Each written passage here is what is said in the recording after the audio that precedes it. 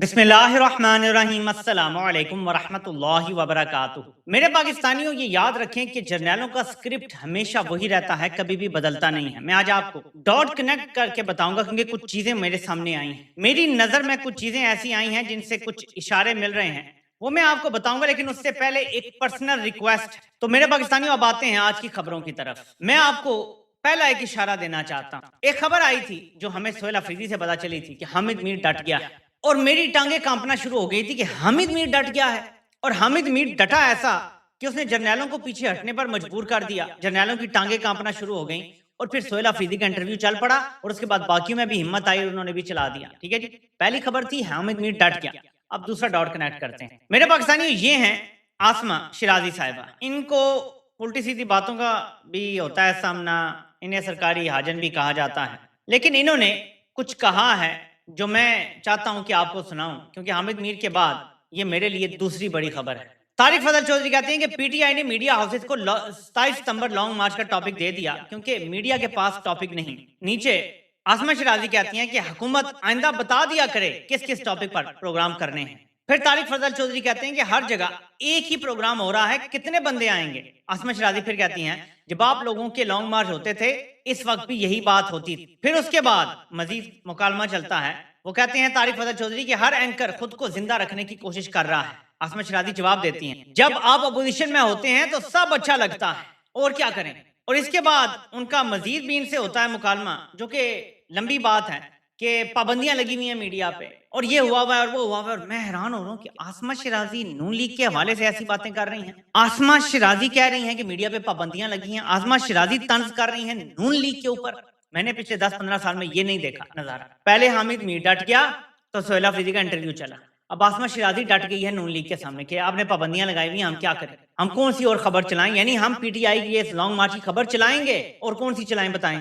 अब आसमा शिराजी भी डट गई, हामिद मीर भी डट गया। अब मैं आपको तीसरा डॉट बताता हूँ, क्योंकि चीजें जो हैं वो जब एक लड़ी में पिरोई जाती हैं तो तब पता चलता है कि क्या है। ये आप आइसोलेशन में देखेंगे नहीं समझ आएगा क्या है, जब आप मिला के देखेंगे, डॉट्स को एक दूसरे से कनेक्ट करेंगे तो आपको बेहतर समझ आ जाए। तो मेरे पाकिस्तानियों, अब अगला डॉट कनेक्ट करना, और ये ज्यादा पक्का डॉट हो जो इसके साथ कनेक्ट करेगा और आपको समझ आएगा। मुन्ना वो क्या कहता है ये जरा हम देखते हैं। आपको पता है कि मुन्ना अपने आप को बहुत बड़ी तोप चीज समझता है। मुन्ना कहता है कि इस वक्त इस्लामाबाद यानी आईएसआई और खास तौर पे पिंडी यानी जीएचक्यू में ये सोच है कि अव्वल तो जरदारी साहब ऐसा होने नहीं देंगे, लेकिन फिर भी अगर पीपल्स पार्टी पीटीआई के साथ मिलकर हुकूमत के खिलाफ अदम एतमाद लाना चाहती है तो फिर इसके नताइज के लिए भी तैयार रहें। ये बात मैं भी जानता हूं, आप भी जानते हैं कि आसिफ जरदारी जर्नैलों सेसों के बगैर सांस नहीं लेता। मैं पॉलिटिकल सांस की बात कर रहा हूं। 2021 मुझे याद आ गया है और हम वापस 2021 वाली गेम की तरफ चल पड़े हैं। इसको आपने गौर से सुनना है और समझना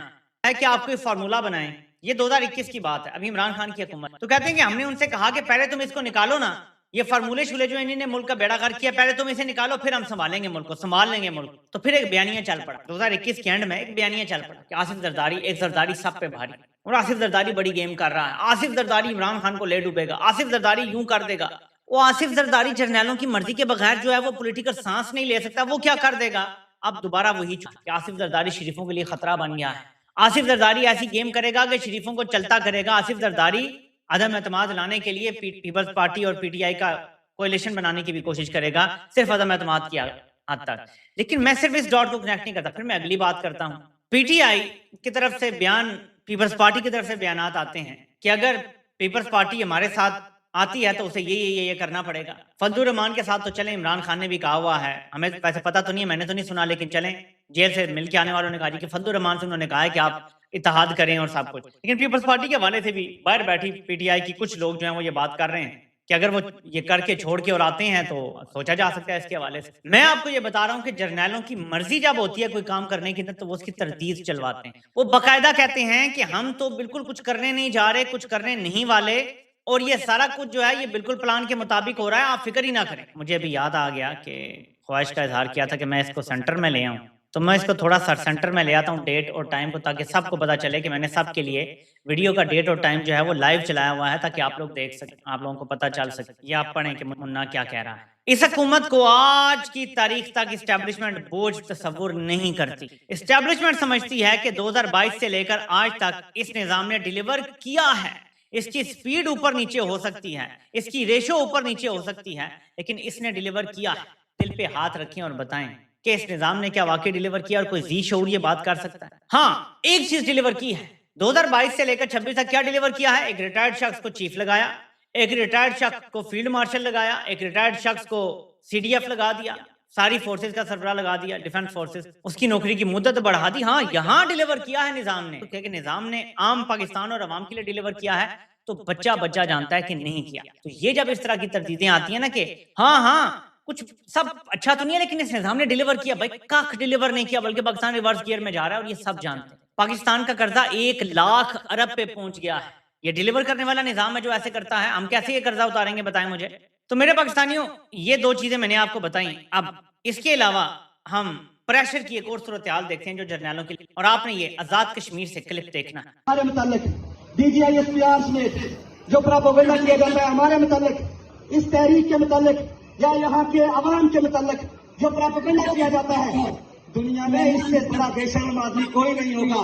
جتنے پاکستان کے حکمران نکلے, جتنے پاکستان کے فوجی جرنیل نکلے, کہ ایک معاہدہ آپ کرتے ہیں. اتنا کھل کے للکارا جا رہا ہے ان لوگوں کو کہ دنیا میں ان سے بے شرم کوئی نہیں, جس طرح ہمارے حکمران اور جس طرح ہمارے فوجی جرنیل نکلے یا فوجی نکلے. اتنا کھل کے للکارا جا رہا ہے آزاد کشمیر. اگر آپ بلوچستان کی صورتحال دیکھیں تو سرنڈر ہو چکا ہے.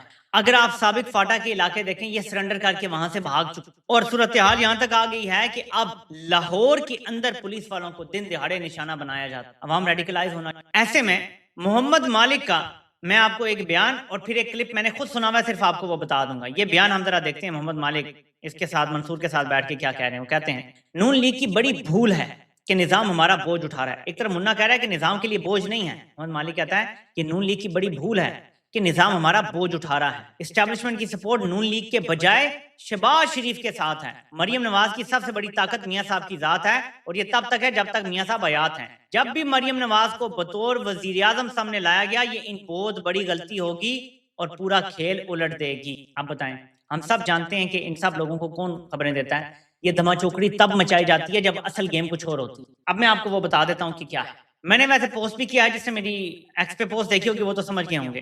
جرنیلوں کی مرضی ہے اور پلان یہ ہے کہ ملک اور نظام کو سیاست دانوں کے ہوتے ہوئے مکمل تباہ کیا جائے. جب یہ نظام اور ملک مکمل تباہ ہو جائے, دیوالیہ ہو جائے, پاکستان کو فیلڈ اسٹیٹ ڈکلیئر کر دیا جائے, تو اس کے بعد ملک بچانے کا نعرہ لگا کے نیا نظام, صدر مملکت اور 1 پارٹی رول, جس میں چین ماڈل اور امریکی تڑکا موجود, اور اس کے لیے مورے ابھی سے ہلنا شروع ہو گئے ہیں. کہا جا رہا ہے کہ زیادہ سے زیادہ نومبر تک 28ویں ترمیم آ کے پاس ہو جائے گی, زیادہ سے زیادہ نومبر تک, اس سے آگے نہیں جا رہے. منصوبہ یہی ہے کہ ان سے سارے کام نکلوا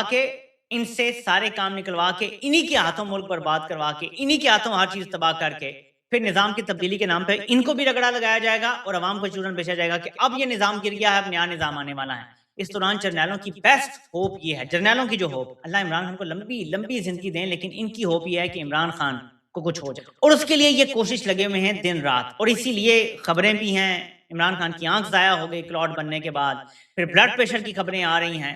تو جرنیل عمران خان کو اپنے لیے سب سے بڑی رکاوٹ سمجھتے ہیں. دیکھ رہا تھا کسی نے حفیظ اللہ نیازی کا آرٹیکل کا حوالہ دیا ہوا تھا, جو میں چاہتا ہوں کہ آپ لوگ بھی جو ہے وہ سمجھیں کہ وہ انہوں نے ہنٹ کیا ہے.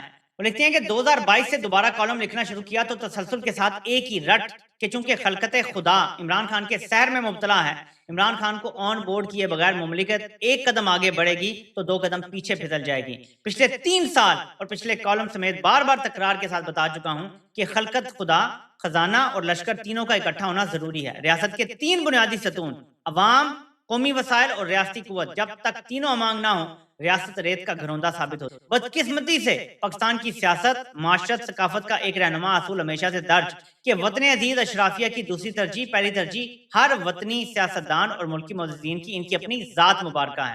اگرچہ افواہیں خوش آئند کہ عمران خان سے ملاقاتیں عنقریب کھلنے کو ہیں, خبر یہ بھی گرم کہ عمران خان اور بشرا بی بی شاید جلد بنی گالا منتقل ہونے کو ہیں. یہ میں نہیں کہہ رہا, یہ حفیظ اللہ نیازی نے کالم لکھا ہے. اللہ کرے ایسا ہی ہو, سیاست کو راستہ ملے گا تو ملک آگے بڑھے گا, راستہ نہ ملا تو داستان تک نہ ہوگی داستانوں میں. میں اس کو بھی ایک ڈاٹ سمجھتا ہوں. حفیظ اللہ نیازی جو پچھلے 12 سال سے عمران خان سے ایسی نفرت کرتے ہیں جیسے ان کے بدترین دشمنوں نے نہیں کی, اچانک وہ کہتے ہیں پہلے کہ میرا عمران خان سے ٹروس ہو گیا ہے, मैं फिलहाल गोला बारी रोक रहा हूं। और अब वो कह रहे हैं कि इमरान खान के बगैर कुछ आगे बढ़ ही नहीं सकते, आगे चल ही नहीं सकते, आगे जा ही नहीं सकते। और फिर वो कहते हैं कि अफवाहें हैं कि शायद मुलाकातें खुल जाएंगी, अफवाहें हैं कि शायद इमरान खान को शिफ्ट भी कर दिया जाए। ये इशारे ये देते हैं जिनकी तरफ मैंने आपको तवज्जो दी है कि जर्नैल धमा चौकड़ी मचा रहे हैं और वो अपने मंसूबे की तरफ आगे बढ़ रहे हैं। तो अगर शरीफों को ये लगता है कि वो महफूज है और मुन्ने के जरिए दी गई उनको जो तसल्लियां हैं वो ठीक हैं, तो वो बैठे रहे हैं एमको की जन्नत। लेकिन मीर जाफर सिर्फ अपनी जात के लिए काम कर रहा है, ये मैं आपको वो शख्स सदर मुमलिकत बनना चाहता है और पाकिस्तान के स्याह सफेद का मालिक बनना चाहता है। इसके लिए वो हर तरफ हर किसी को धोखा दे रहा है। डिसीवर वैसे नहीं कहते इसको, ये एक साथ हर जमात, हर बंदे, हर तबके को धोखा दे रहा है, लेकिन बीच में से ये सिर्फ अपना मफाद निकालने की। कभी सोहेल वड़ाइच कॉलम लिखता है कि शरीफों का खेल खत्म हो गया है, इनका जुलाई के बाद बुरा वक्त शुरू होगा, ये नाकाम हो गए हैं। फिर हफीजुल्लाह नियाजी को अचानक जाग आ जाती है, नजम सेठी भी कुछ इस तरह की बातें करते हैं और नया मुन्ना कहते हैं नहीं नहीं नहीं नहीं ऐसी तो कोई बात नहीं है, वो तो कहते हैं निजाम बड़ा अच्छा चल रहा है, पुत्र तुम अभी छोटे मुन्ने हो। ये जो पुराने मुन्ने हैं ना, ये जो बाबे मुन्ने हैं, असल मुन्ने अब भी यही हैं और असल खबर इन्हीं के जरिए बाहर आती है। तुम्हें सिर्फ रखा गया है पैगाम रसानी के, पैगाम दो, काम करो जिसके लिए तुम्हें रखा गया है, बढ़ के ना मारो ज्यादा, तुम्हारी इतनी पहुंच है नहीं जितने तुम्हें लगता है कि है। मंसूर अली शाह साहब ने एक कॉलम लिखा है, मैंने वो पढ़ा नहीं है, लेकिन क्योंकि बहुत सारे लोगों ने जो उसमें लिखा है वो टुकड़ों टुकड़ों में शेयर कर दिया है, तो उसमें एक टुकड़ा जो शेयर किया जा रहा है ना, वो ये है कि सबसे बड़ा नुकसान जर्नैलों या अफसरशाही ने नहीं बल्कि जजों ने पहुंचाया है, यानी निजाम को या पाकिस्तान को सबसे ज्यादा नुकसान जजों ने पहुंचाया है। देखिए मंसूर अली शाह साहब को रिटायर हुए भी अब काफी अरसा हो गया है, अतर मिल्ला साहब को भी हो गया।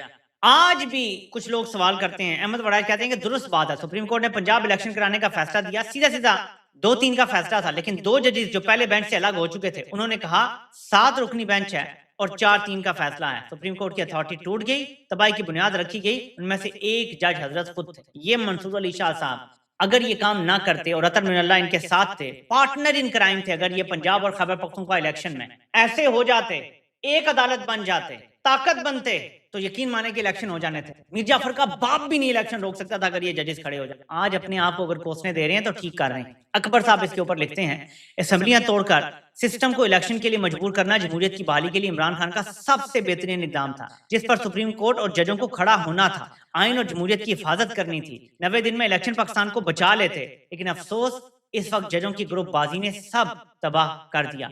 मैं इसको ग्रुपबाजी नहीं समझता, मैं इसको समझता हूं कि ये विलिंग एनेबल पार्टनर्स थे जर्नैलों के क्राइम में। क्या इनको नजर नहीं आ रहा था कि क्या हो रहा है? क्या ये अंधे थे? क्या ये देख नहीं पाते थे? बिल्कुल, इन्होंने जो कुछ किया वो हमारे सामने है। और मैं आज भी ये कहूंगा कि अतर मिनल्ला और मंसूर अली शाह कौम से माफी मांगे जो उन्होंने काजी फायजीसा को एक जिन बनाने में मदद की, और दूसरा जो इलेक्शन के रास्ते में रुकावट बने। माफी मांगे और उसके बाद कहें हम वकला तहरीक लीड करने के लिए मैदान में आ रहे हैं और 27 सितंबर का ऐलान कर दें। अतर मिनल्ला और मंसूर अली शाह साहब, ये आपके पास आखिरी मौका है।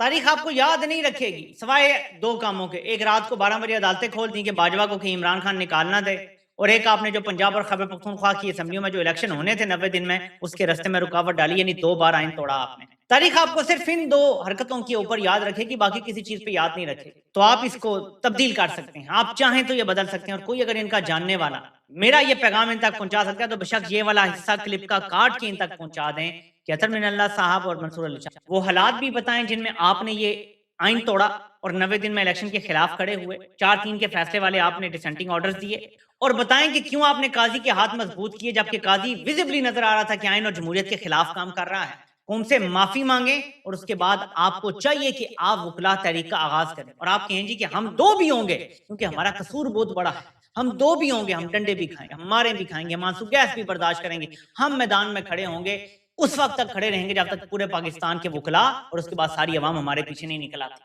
और 27 सितंबर की तारीख दे रहे हैं, ये आपके पास मौका है और ये मेरा आपको मशवरा है। तारीख में अगर आपने जिंदा रहना है, अगर राइट साइड ऑफ हिस्ट्री आपने जिंदा रहना है, this is your only chance. बाकी आपकी मर्जी है। ज़ाहिर तारीख के कूड़ादान में तो काजी भी जा चुका। अब मेरे पाकिस्तानी सिर्फ एक छोटा सा क्लिप दिखा दूं। ये रात को ब्लू एरिया डी चौक के दरमियान के ही सोहेल अफरीदी के स्क्वाड की एक गाड़ी पुलिस ने तोड़। अच्छा खासा शो हो गया था, काफी ज्यादा बड़ी तादाद में लोग इकट्ठे हो गए थे, इमरान खान के नारे भी सबने लगाए। ज़ाहिर लोग वैसे भी बाहर निकलेंगे तो इमरान खान की 90% सपोर्ट है, तो नारे तो इमरान खान के लगने हैं। पूरे मुल्क में इमरान खान के नारे लगे हैं। फौजी जर्नैलों को सिर्फ ये सोचना है कि क्या किसी और पार्टी का सपोर्टर ऐसे वाले आना निकल के पाकिस्तान के नारे लगा रहा था उस टाइम। आपको नजर आएगा कि जो लोग निकले थे वो वही हैं जो सपोर्टर भी इमरान खान के हैं। सबसे पाकिस्तान का मुहिब वतन तबका फौजी जर्नैलों ने अपने खिलाफ कर लिया है। यहाँ से पता चलता है कि इनके असल अज़ाइम क्या है, और वो क्या है वो मैं बार बार बताता रहता हूँ, अभी दोहराने की जरूरत है। आपसे इंशाल्लाह फिर मुलाकात होती है। अल्लाह पाक आप सब